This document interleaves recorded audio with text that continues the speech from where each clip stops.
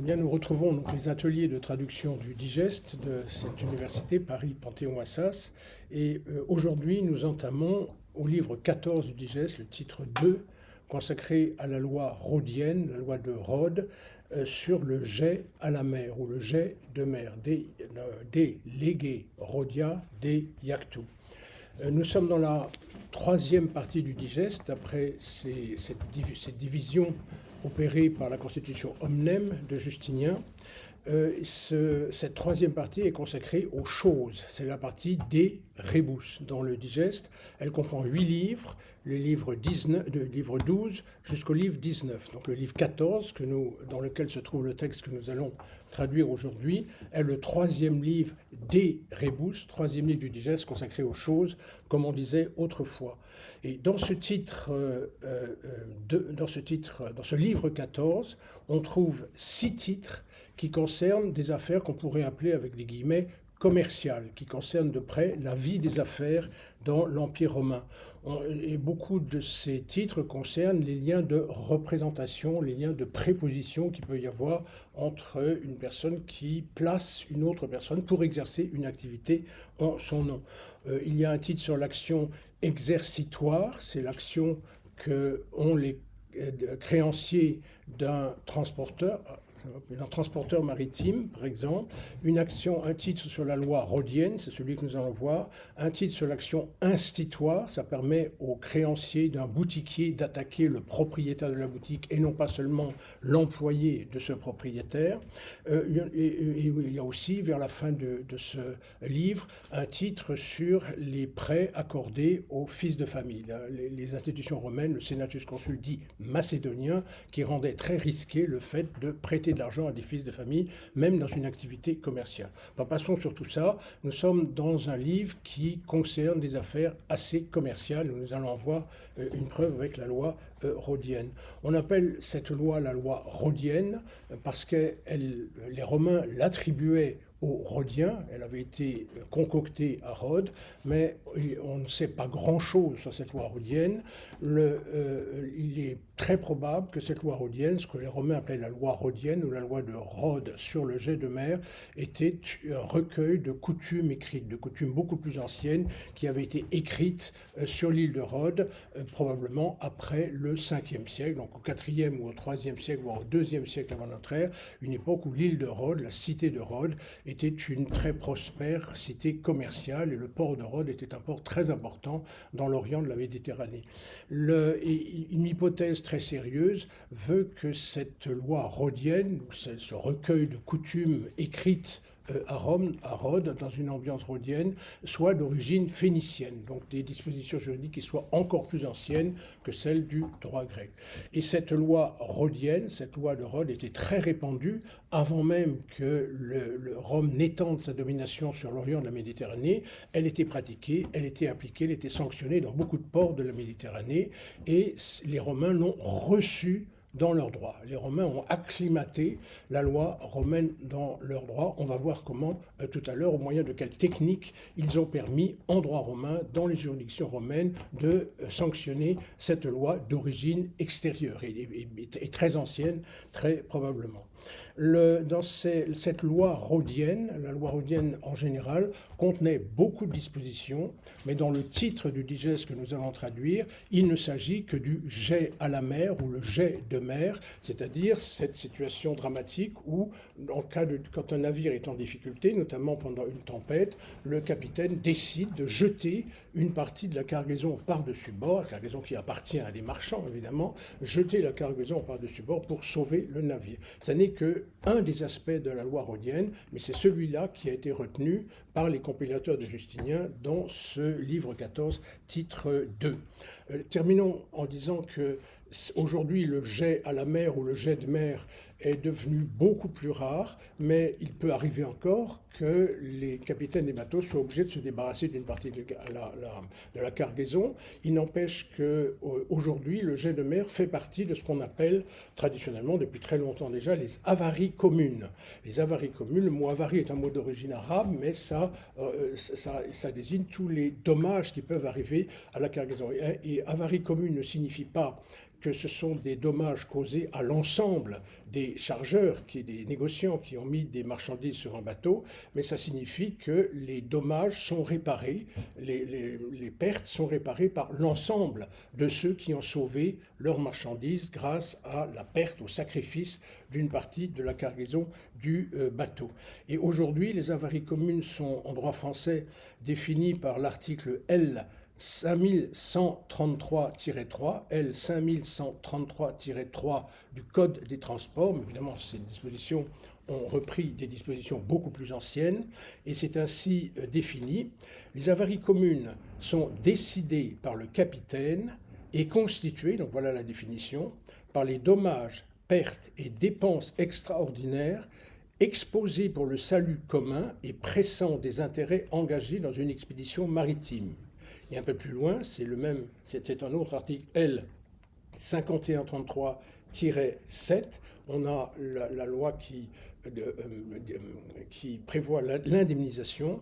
Les avaries communes sont supportées par le navire, le fret et la cargaison, évaluées conformément aux dispositions de la présente section. Et il y a une quarantaine d'articles qui organisent l'évaluation de la contribution des transporteurs. Donc voilà pour, en 2 mots, un peu confus, pardonnez-moi, voilà quelques mots sur la loi rhodienne, et je laisse la parole à Monsieur Lejard pour les premiers paragraphes. Prenons donc, merci professeur. Nous commençons par un premier fragment, le Proemium, donc issu du 2e livre des sentences de Paul. Lege Rhodia cavetur, utsi levandae navis gratia iactus mercium factus est, omnium contributione sarciatur, quod pro omnibus datum est. Pas de difficulté particulière sur ce passage. Lege Rhodia cavetur, il est garanti par la loi rhodienne. Utsi factus est, que si l'on fait iactus mercium, un jet de marchandises, levandae navis gratia, à cause d'un navire devant s'alléger, sarciatur, il est indemnisé, il sera indemnisé. Omnium contributione, par une contribution de tous ceux, quod pro omnibus datum est, en faveur de qui il a été donné. Peut-être juste le passage levandae navis gratia qu'on peut alléger. En français, ça n'est pas très élégant. À cause d'un navire devant s'alléger, on peut dire pour alléger un navire. Ce qui donne donc, il est garanti par la loi rhodienne que si l'on fait un jet de marchandises pour alléger un navire, il sera indemnisé par une contribution de tous ceux en faveur de qui il a été donné. Merci. C'est une définition très finaliste de la loi rhodienne. Ça, c'est la jurisprudence romaine qui analyse le but du législateur, entre guillemets, dans cette loi. Le mot caveor, là où caveri au passif, est-ce qu'il faut vraiment traduire par garantir? Parce que caution et caveri, très souvent, dans beaucoup de contextes, ça veut dire garantir. Mais là, prévu, dans la loi, oui. Prévoir, il est disposé, il est prévu par la loi rhodienne que ce qui aura été donné, ce qui aura été jeté, sera réparé, etc. Alors peut-être on peut ajouter que quod étant neutre, oui, ne peut pas, je pense, se référer à omnium, si omnium c'est les propriétaires. Donc, donc quod pro omnibus datum est me semble devoir être vu comme le sujet de sarciatur, peut-être. Ce qui a été jeté est réparé par une contribution de tous. De tous. Ah, oui, sera réparé, on dirait en français, parce que ce qui était donné pro omnibus, donc pour tous, sera donc effectivement réparé par la contribution de tous. Et sarcieri, c'est un mot qui vient très souvent, qui n'a pas donné de suite dans le droit français, dans le vocabulaire juridique français, mais il est très souvent employé par les juristes pour justement parler de la réparation pécuniaire d'un dommage. C'est presque le terme technique le plus courant. Et gratia, je me demande si là on ne pourrait pas, c'est peut-être un peu trop contemporain, mais si on ne devrait pas le traduire par dans le but d'alléger un navire, dans le but d'alléger le navire. Oui, tout à fait. Donc ça, comme l'a dit M. Lejard, c'était le proemium, d'après l'hypothèse de M. Stagel, selon laquelle chaque titre du digeste forme une oratio constituée, avec une introduction, un développement, un exposé de la règle juridique et une partie consacrée aux cas difficiles, aux cas tangents, aux cas discutables, etc., aux controverses d'une certaine façon. Donc là, le proemium, c'est juste ce fragment-là, c'est une définition générale, finaliste de la loi rhodienne. Et nous passons maintenant à l'expositio, c'est-à-dire la présentation du régime juridique de ce jet de mer. Voilà. Alors, tout à fait, un fragment beaucoup plus long, toujours le même jurisconsulte, Paul, mais cette fois un autre ouvrage, un ouvrage sur l'édit, Ad Edictum, au 34e livre.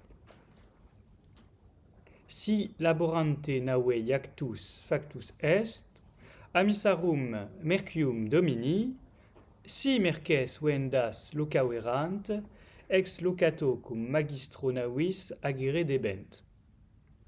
Is deinde cum reliquis, quorum merces salvae sunt, ex conducto, ut detrimentum proportione communicetur agere potest. Servius quidem respondit, ex locato agere cum magistro navis debere, ut ceterorum vectorum merces retineat, donec portionem damni praestent. Imo et si non restitué, retineat merces magister, ultro ex locato habiturus est actionem cum vectoribus. Quid enim si vectores sint, qui nullas sarcinas habeant. Plane commodius est, si sint, retinere eas. At si non totam navem conduxerit, ex conducto aget, sicut vectores qui locae navem conduxerunt. Aequissimum enim est commune detrimentum fieri eorum, qui propter amissas res aliorum consecutis sunt, ut merces suas saluas aberrent. Alors, le passage est beaucoup plus complexe et il s'ouvre, si on regarde bien, par une double hypothèse qui s'observe avec ces deux si qu'on va difficilement pouvoir reprendre en français. Donc, attaquons-nous à cette première phrase. Si laborante nave, si à l'occasion d'un navire tourmenté, pris dans la tourmente, iactus factus est, on a procédé à un jet, amisarum mercium domini, les propriétaires des marchandises perdues, si merces vendas locaverant. Là, je vais faire une traduction littérale et on va l'affiner. Dans le cas où ils avaient loué des marchandises devant être transportées. Là, pour affiner, je préconise l'emploi plutôt d'un pronom relatif, on peut transformer ça en qui les avait loués pour être transportés.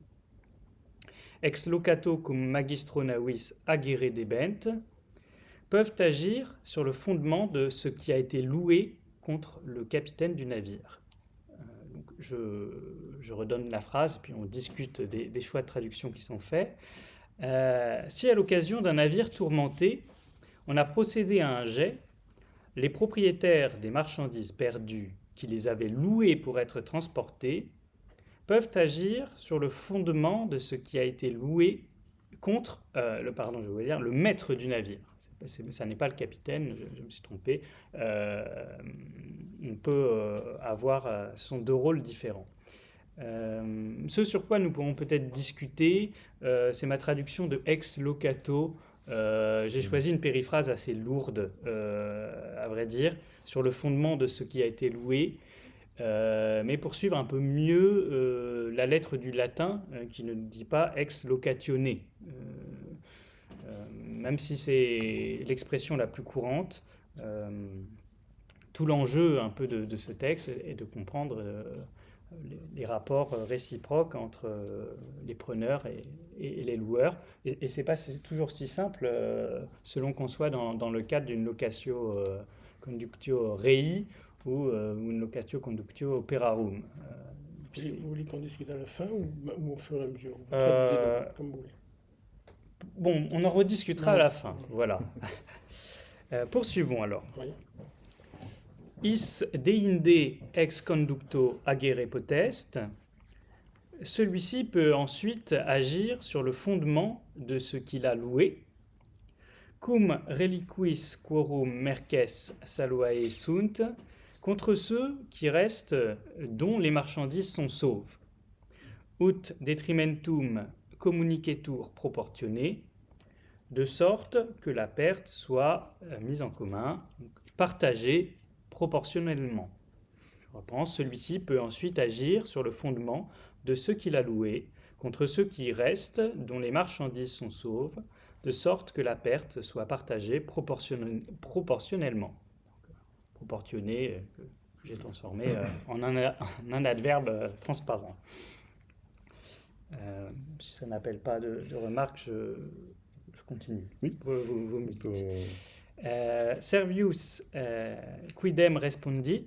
Servius a en effet répondu, ex locato agere debere, qu'il fallait agir sur le fondement de ce qui a été loué, cum magistro navis, contre le maître du navire, ut merces retineat, afin qu'il retienne les marchandises, ceterorum vectorum, des autres passagers, donec portionem damni praestent, jusqu'à ce qu'ils payent leur part du dommage. Là aussi, il y a toute tout un lexique du dommage dont la précision pourrait être discutée pour des historiens du droit entre le detrimentum et le damnum. Je reprends. Servius a en effet répondu qu'il fallait agir sur le fondement de ce qui a été loué contre le capitaine, une fois encore, le maître du navire, afin qu'il retienne les marchandises des autres passagers jusqu'à ce qu'ils payent leur part du dommage. Imo etsi merces magister non retineat. En effet, même si le maître ne retient pas les marchandises, ultro ex locato habiturus est actionem, il aura toujours une action tirée de ce qui a été loué, cum vectoribus, contre les passagers.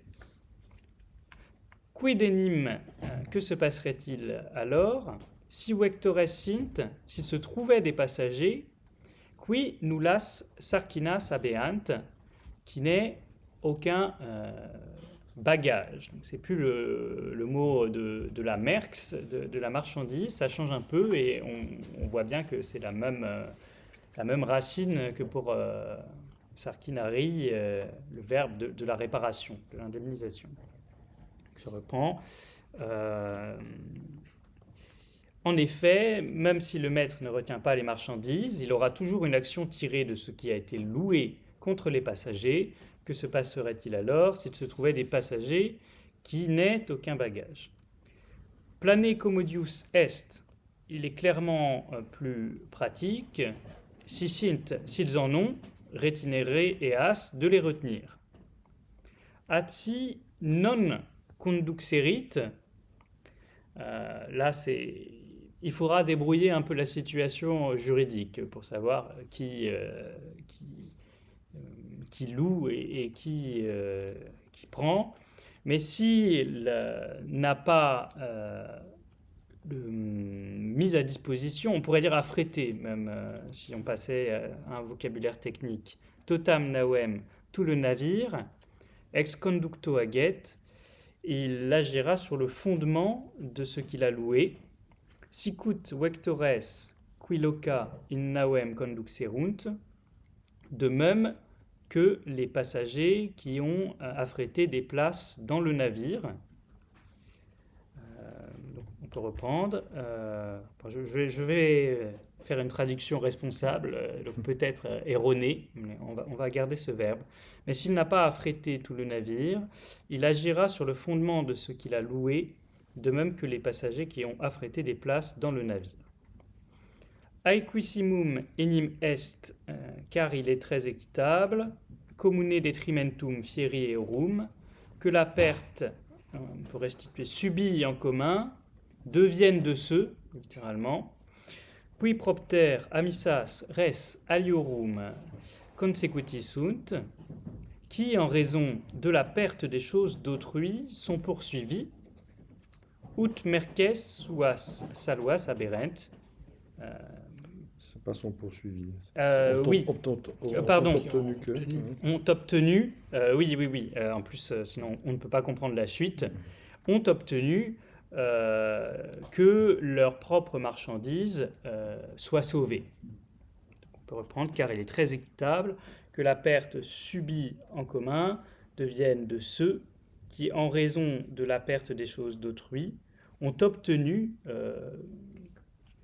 le sauvetage de leurs propres marchandises. Abrégeons. Je reprends l'ensemble. Si à l'occasion d'un navire tourmenté, on a procédé à un jet, les propriétaires des marchandises perdues, qui les avaient louées pour être transportées, peuvent agir sur le fondement de ce qui a été loué contre le maître du navire. Celui-ci peut ensuite agir sur le fondement de ce qu'il a loué contre ceux qui restent, dont les marchandises sont sauves, de sorte que la perte soit partagée proportionnellement. Servius a en effet répondu qu'il fallait agir sur le fondement de ce qui a été loué contre le maître du navire, afin qu'il retienne les marchandises des autres passagers, jusqu'à ce qu'ils payent leur part du dommage. En effet, même si le maître ne retient pas les marchandises, il aura toujours une action tirée de ce qui a été loué contre les passagers. Que se passerait-il alors s'il se trouvait des passagers qui n'aient aucun bagage ? Il est clairement plus pratique, s'ils en ont, de les retenir. Mais s'il n'a pas mis à disposition, affrété tout le navire, il agira sur le fondement de cette mise à disposition, de même que les passagers qui ont affrété des places dans le navire, car il est très équitable que la perte subie en commun devienne de ceux qui, en raison de la perte des choses d'autrui, ont obtenu le sauvetage de leurs propres marchandises. C'est un passage compliqué. Il y a quelques répétitions. Une question semble en suspens. Disons que la question proposée par le Quidénime trouve une réponse technique qui tient plutôt au caractère, je crois, de l'action. Où se place-t-on ? Est-ce qu'on se place du côté de celui qui loue ou de celui qui a loué ? Je peux juste allez-y. À mon avis, immo, on ne peut pas la traduire par Bien en plus, effet, parce que c'est une opposition forte. C'est Et bien même. plus, c'est un contraste. même au contraire, il y a plusieurs traductions possibles. Et en plus. Voilà. Parce qu'il introduit une sorte d'objection. Et si non retineat. Et même si voilà. ne le fait pas. Et puis, ce qui m'étonne un peu, c'est au début, si merces vendas locaverant, pour moi, l'objet de la locatio, c'est le transport des marchandises. S'ils ont placé, locaré, des marchandises pour être transportées. C'est un contrat de louage d'ouvrage. D'ouvrage, donc pas de la chose. Enfin, c'est pareil, c'est opéra. Toute la difficulté vient de ce que les Romains ont acclimaté cette loi non romaine dans leur droit au moyen des techniques procédurales romaines. Et il existait à Rome l'action du louage, comme il disait, l'action de la locatio conductio, c'est toujours un binôme. Il y a le conductor d'un côté et le locator de l'autre, la locatio et la conductio. Et l'action du louage était celle qui leur a paru la plus judicieuse pour pouvoir sanctionner en procédure romaine les dispositions de cette loi adoptée, acclimatée à Rome. Et c'est très difficile en droit romain de traduire, locatio, conductio en français. Moi, je serais favorable, mais évidemment, ça ne dit rien à personne aujourd'hui, d'envoyer promener les dispositions, le vocabulaire d'aujourd'hui, et d'utiliser un vocabulaire renouvelé d'antique en parlant du locateur et du conducteur. Mais évidemment, ça ne dit rien à un public d'aujourd'hui. On peut jouer autrement en utilisant le mot bailleur et preneur, par exemple. Et là, dans la première phrase, les marchands sont des bailleurs, ils ont baillé leurs choses pour être transportées, et le maître du bateau, il est le preneur, c'est lui qui a accepté de transporter ces choses dans le bateau. Et l'un a l'action ex locato, actio ex locato, et l'autre a l'action ex conducto, quand ils ont quelque chose à faire valoir.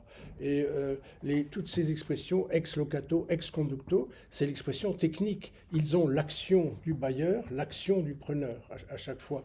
Et quelquefois, la même personne est tantôt conducteur, on a le cas ici, tantôt locateur, tantôt elle est preneur, tantôt elle est bailleur. Et on a un exemple ici, le maître du bateau, tantôt il poursuit avec l'action ex conducto, tantôt avec l'action ex locato. Ça dépend qui il poursuit et le rapport juridique qu'il y a eu entre les deux. Si en cas de danger, un jet de mer a été fait, les propriétaires des marchandises perdues ou jetées, je ne sais pas si ça veut dire perdues ou jetées, s'ils avaient placé ces marchandises par un contrat de louage d'ouvrage, il faudrait traduire pour être vraiment très précis, dans le bateau pour être transportés par le maître du navire, etc., etc. Et bien dans ce cas-là, ils attaquent ex locato, parce qu'ils sont locataires, ils ont placé les choses dans le bateau. Donc ils ont l'action du loueur, en quelque sorte. Mais le mot louage, location, en tout cas, il faut éviter le mot location, parce qu'il est trop ambigu en français pour rendre la réalité romaine. Voilà. Alors, bien on fait une périphrase très longue. Ils ont l'action du preneur dans un contrat de louage d'ouvrage, par exemple. Ils ont l'action du bailleur dans le contrat de louage d'ouvrage. Ou alors, on prend les mots romains, quelque chose comme ça. C'est pas facile. Alors, que fais-je pour le prochain passage ? Non, Plutôt locateur et conducteur. Il n'y a pas de traduction, j'allais dire, canonique à proprement parler, mais ou alors il faut mettre des notes, il faut expliquer quand on utilise un texte comme ça et quand on doit le traduire, il faut bien expliquer le sens qu'on donne au mot. Juste une question, je ne comprends pas très bien. Après immo, il y a 2 points. Quiden imsi vector sint qui nullas, etc. Donc en gros, il dit que au lieu d'agir contre les passagers, il vaut mieux retinere eas. Oui. Donc il vaut mieux se saisir des marchandises.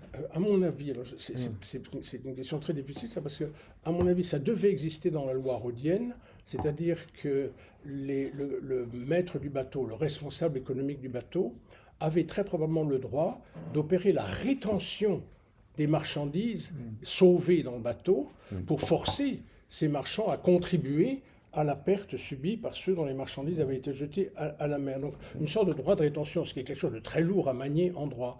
Et ils ont introduit ce droit en droit romain par l'action du louage aussi. Alors apparemment, les marchands qui ont perdu leurs marchandises agissent par l'action de location du bailleur contre les capitaines pour un peu le secouer pour qu'il opère la rétention. Il ne peut pas le forcer non plus, parce qu'on peut voir que quelquefois il ne le fait pas. Donc ils agissent contre les capitaines pour que celui-ci opère la rétention. Et je comprends qu'il a intérêt d'agir sur les choses et non pas contre les personnes, dans l'hypothèse où il y aurait des passagers qui n'ont aucune charge. Et après moi, aucun chargement. Il y a cet incident, mais il y a aussi des passagers qui n'ont aucun bagage sur le bateau. Qu'est-ce qu'on fait dans ce cas-là? Et là, j'ai l'impression qu'on enfonce une porte ouverte. On dit, il vaut mieux agir contre ceux qui ont des bagages. Ceux qui n'ont pas de bagages, ben, tant pis, on peut rien en obtenir de toute façon. C'est comme les passagers insolvables, dont le cas vient bien plus tard. Là, tant pis. De manière, on peut se féliciter si les passagers ont des bagages, mais il reste que les larmes pour pleurer si les passagers n'ont pas de bagages, parce qu'on ne peut en tirer aucune utilité, là, finalement. Il y a aussi une autre difficulté, c'est la traduction de magister navis, qui est très fréquente pour le droit maritime romain. Et il vaut mieux dire le maître du navire ou le patron du navire, parce que ce n'est pas tout à fait un armateur. Il peut être armateur, fretteur et affréteur, tous les mots qu'on emploie aujourd'hui. Il peut être tout cela. Donc c'est très difficile de traduire soit par armateur, c'est celui qui arme un navire, qui embauche un équipage, etc. L'affréteur, c'est celui qui prend à bail un navire, et le fretteur, c'est celui qui donne à bail un navire. Et le maître du navire, il peut tout faire, il peut porter ces 3 casquettes.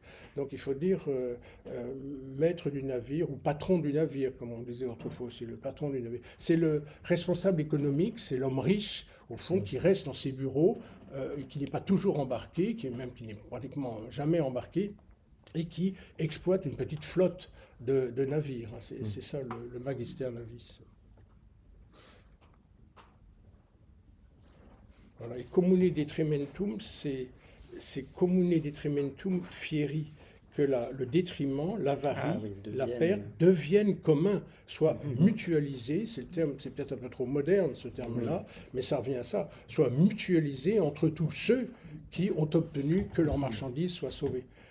Je crois que c'est un texte très difficile, mais je crois que c'est un des titres où on peut utiliser des mots très modernes pour rendre compte de ce que c'est. Oui. En tout cas, il donne une explication morale. Oui, oui. Ils ont obtenu de garder leurs marchandises parce qu'on a jeté les autres. C'est-à-dire grâce au sacrifice des autres, et c'est pour ça qu'il dit aequissimum. Et ça c'est l'intervention, à mon avis, c'est l'intervention de la jurisprudence romaine, de même qu'ils avaient défini par un critère très finaliste le but de la loi. Là, ils justifient ces mesures assez étonnantes en disant, après tout, c'est tout à fait équitable, c'est tout à fait convenable que ceux qui ont sauvé leurs marchandises contribuent à la perte individuelle subie par ceux qui ont perdu leurs marchandises. Voilà. C'est parce que s'ils l'ont sauvé, c'est parce qu'on a jeté donc, il y a une les autres. justification qui vaut ce qu'elle vaut, mais c'est probablement une sorte de justification après coup de ce qui se pratiquait depuis des siècles et des siècles dans les ports de la Méditerranée. Alors peut-être une dernière notule. Au début, laborante nave, est-ce qu'on peut dire un navire en difficulté? C'est une des traductions proposées par le Gaffio, oui. Était en danger, en difficulté. Oui, c'est peut-être un élan poétique. Très bien. Oui, on peut dire même en danger parfois. Oui. Et alors, ce titre, il y a des fragments qui sont des fragments fourre-tout. On sent que les compilateurs de Justinien ont choisi ce passage de Paul parce qu'il écrit très vite et très brièvement. Il se contente c'est de la paraphrase de ce qui existait. Hein. C'est pas de l'analyse de Paul. Il se contente de décrire le régime juridique de cette situation. Et quelquefois, il y a une chose qui est étonnante. Dans le même paragraphe, on trouve des idées très différentes. Et par exemple là, on parle des marchands, donc des négociants qui ont placé des marchandises dans le bateau, mais il y a aussi des vectors et les vectores. Et les vectores, c'est des passagers, parce qu'il y a à la fois du fret, de la marchandise et des passagers dans ces bateaux. Voilà. Et je me demande si pour traduire Magister Navis, on ne pourrait pas dire le transporteur. Transporteur, toute qualité, quelle que soit sa qualité, qu'il soit armateur, affréteur, fretteur. Et les marchands, on pourrait dire les chargeurs. Je crois que c'est comme ça qu'on dit aujourd'hui. Les chargeurs, c'est ceux qui ont mis des marchandises sur le bateau. Et cette rétention, pour terminer là-dessus, cette rétention, c'est une mesure très dure. Hein. On refuse de débarquer les marchandises des gens pour les forcer à payer proportionnellement l'indemnité, proportionnellement la valeur de leurs marchandises. Et ça existe encore aujourd'hui. C'est toujours l'article L. 5133, paragraphe -18, cette fois-ci. Le capitaine peut refuser de délivrer les marchandises et demander leur consignation jusqu'au paiement de la contribution qui leur correspond, sauf caution suffisante de l'ayant droit. C'est exactement le régime de la loi rhodienne que l'on trouve encore aujourd'hui. Voilà. Et peut-être juste un dernier point, c'est vrai, sur l'idée de detrimentum, c'est plus une petite précision divertissante sur l'étymologie. Le premier sens du verbe déterro, c'était de limer un objet. Donc, j'ai choisi l'idée de perte parce qu'on a vraiment matériellement une partie de la matière qui disparaît dans le processus. Voilà. Le mot damnum, historiquement, il a commencé par être réservé à la loi Aquilia. C'est la loi Aquilia qui l'a inséré dans le vocabulaire juridique romain. Il y a le mot damnum dedans. Et puis après, le mot damnum a eu tendance évidemment à être employé dans tous les cas de figure où il s'agissait de réparer une détérioration quelconque. Mais on trouve damnum, iactura, detrimentum. Il n'y a pas une unité du vocabulaire autour de damnum. Par exemple, pour les animaux, on dit la paupériès, l'appauvrissement, le dommage causé par les animaux. Bon, mais continuons. Les marchandises, ça pourrait concerner autre chose que des marchandises matérielles, si j'ose dire, c'est-à-dire, comme vous venez de dire, un transport d'animaux. Et de personnes aussi. Si on allait jusqu'au bout de la logique. Oui, les transports d'esclaves, oui, c'est attesté souvent, ça, dans Pétrone, par exemple. Et il en est question après, non? Oui, ça va. Alors, poursuivons sur le fragment ultérieur, toujours le même jurisconsulte. Oui. Et le même fragment, donc paragraphe ultérieur. Si conservatis mercibus deterior facta sit navis aut siquid exarmaverit, nulla facenda est collatio, quia dissimilis earum rerum causa sit, quae navis gratia parentur et earum pro quibus mercedem aliquis acceperit. Nam et si faber incudem aut maleum fregerit, non imputaretur ei qui locaverit opus. Sed si voluntate vectorum vel propter aliquem metum, id detrimentum factum sit, hoc ipsum sarciri oportet. Si conservatis mercibus, si du fait de la conservation des marchandises, deterior facta sint, j'ai oublié navis, oui, le navire a été endommagé, aut siquid exarmaverit, ou si quelque chose l'a dégréé, on pourrait dire, si on employait un vocabulaire technique. Nulla facenda est collatio, aucune contribution ne doit être faite. Quia dissimilis earum rerum causa sit. Alors là, c'est comme toujours très compliqué à traduire quand on a le mot cause, et j'ai été très lâche. J'ai juste laissé en l'état parce que la cause est différente entre les choses, mais la cause, l'idée est plutôt celle d'une destination. Parce que, je crois, nous verrons, parce que la destination est différente entre les choses. Quae navis gratia parentur, qui sont apprêtés en faveur du navire, pour le fonctionnement du navire, et earum pro quibus mercedem aliquis acceperit, et celles pour lesquelles quelqu'un reçoit un salaire. Si, du fait de la conservation des marchandises, le navire a été endommagé ou si quelque chose l'a dégréé, aucune contribution ne doit être faite parce que la destination est différente entre les choses qui sont apprêtées en faveur du navire et celles pour lesquelles quelqu'un reçoit un salaire. Je peux... Oui. Alors, je remarquais que vous avez explicité un peu le sens de l'ablatif absolu conservatis mercibus, Oui. du fait de... Donc Oui. avec une notion de cause, je me demande si c'est pas plutôt Une situation. alors que c'est une Oui. opposition. Enfin, Ce sont les deux. d'accord, Oui, en gros, il n'y a pas de, majoritaires. il y a pas de damnum, cause. il y a pas de damnum par rapport au but du transport. Les marchandises sont arrivées à bon port, mais le navire est endommagé. Donc je pense qu'il y a une opposition. Alors que les marchandises sont conservées, enfin, je ne sais pas. C'est ça.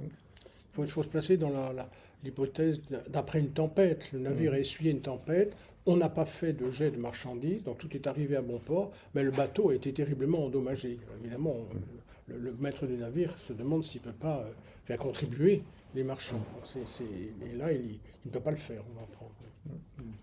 C'est sans doute effectivement plus neutre et respectueux du texte. Peut-être projetais-je...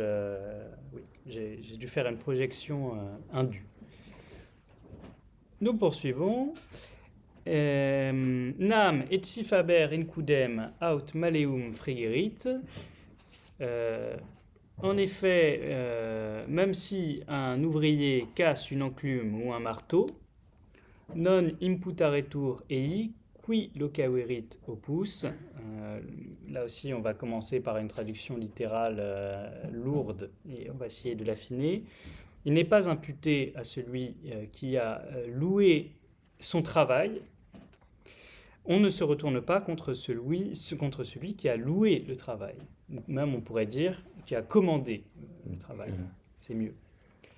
Je reprends. En effet, même si un ouvrier casse une enclume ou un marteau, on ne se retourne pas contre celui qui a commandé le travail.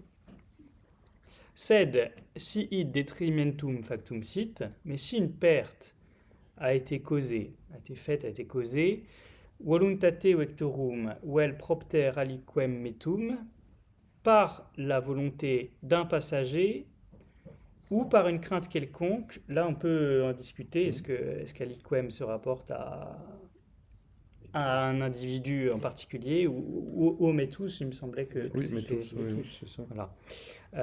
Hoc ipsum sarciri oportet, et il faut que celle-là même soit indemnisée. Donc là, on peut reprendre l'idée. J'ai un peu déplacé les éléments du texte. Il faut indemniser cette perte. Si une perte a été causée par la volonté d'un passager ou par une crainte quelconque, il faut indemniser cette perte. Des passagers, hein, avec taureau. Oui, des PCG, pardon. bien sûr. Ce qui donne, si du fait de la conservation des marchandises, le navire a été endommagé ou si quelque chose l'a dégradé, aucune contribution ne doit être faite. Parce que la destination est différente entre les choses qui sont apprêtées en faveur du navire et celles pour lesquelles quelqu'un reçoit un salaire. En effet, même si un ouvrier casse une enclume ou un marteau, on ne se retourne pas contre celui qui a commandé le travail. Mais si une perte a été causée par la volonté des passagers ou par une crainte quelconque, il faut indemniser cette perte. Le si, on peut souvent traduire par quand le mot n'est pas tout à fait conditionnel. Car, en effet, quand un forgeron a cassé son enclume ou son marteau, cela n'est pas imputé à celui qui a commandé. Je trouve que le mot commandé est bien là, qui a placé le travail à faire, qui a baillé le travail à faire, l'ouvrage à faire, plus exactement, l'ouvrage à faire. Et exarmaverit, on voit que notre vocabulaire est encore commandé par le vocabulaire antique. On parle encore des armateurs, l'armement d'un bateau. C'est déjà le même mot à Rome. S'il a perdu des agrès ou des gréements, une partie de son gréement dans la tempête. En tout cas, ce fragment, il sort de Deiactu, ce qui n'est pas... Oui, complètement. C'est un fragment qui nous désarme. Nous désarme.